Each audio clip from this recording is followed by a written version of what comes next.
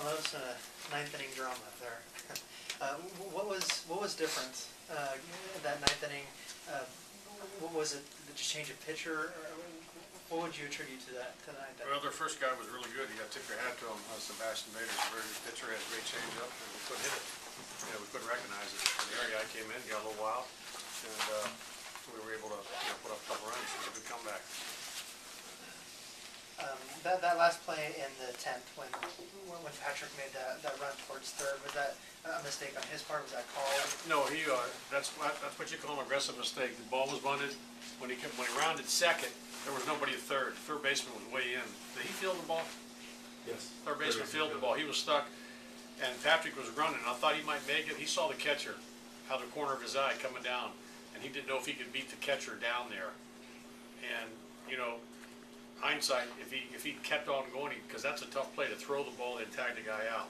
So it's an aggressive mistake. I got no problem with that. I hope he does it every night like that, because he's an exciting player and he's trying to win a ball game. I was considering on Lugo's. He only went, I believe, 4 innings. Yeah.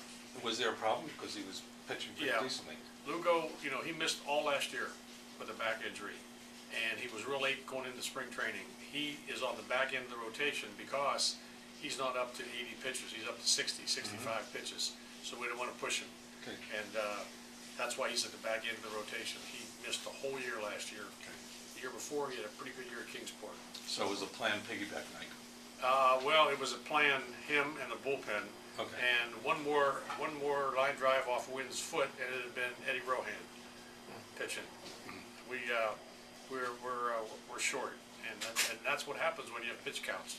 You get into situations where you get short, and when we tied it up, I was sure hoping we could win it without using Wynn, but we had to use him, and now that makes it tough for tomorrow too.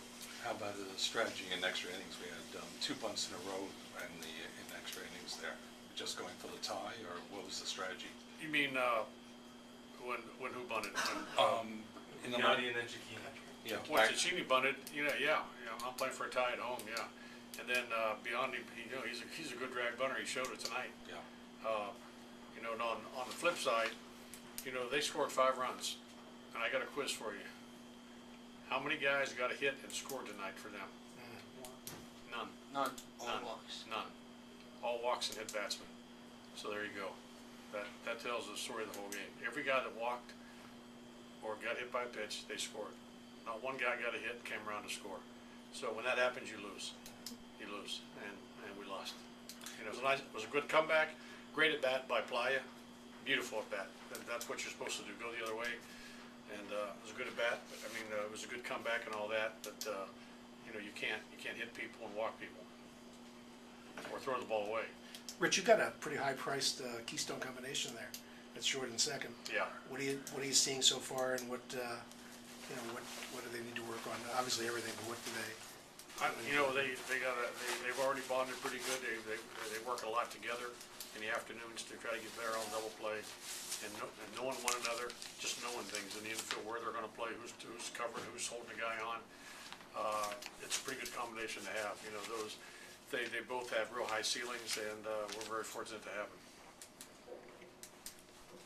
Shortstop swinging the bat the way you want to see him swing it at this point? Yeah, no, I was real proud of him tonight. He got a couple hits, and he got a bunt down. That's the type of player he has to be. He's unselfish. He has to learn how to play the game. And for a kid who's 1 year, you got to remember, last year, he just got out of high school. Last May, he was in high school. Now he's playing, in rookie ball and doing okay, holding his own. But he's the kind of hitter that has to bunt, has to learn to hit the other way. That's why I put him in a 2-hole. He's the kind of guy that's when in 2 or 3 years from now, when he's playing double, AAA ball or in the big leagues, that's the type of player he's going to be. What are you seeing out of LJ these days? Does he have the kind of stick you expected out of him? Yeah, he's going to hit. He's going to hit. He's fine.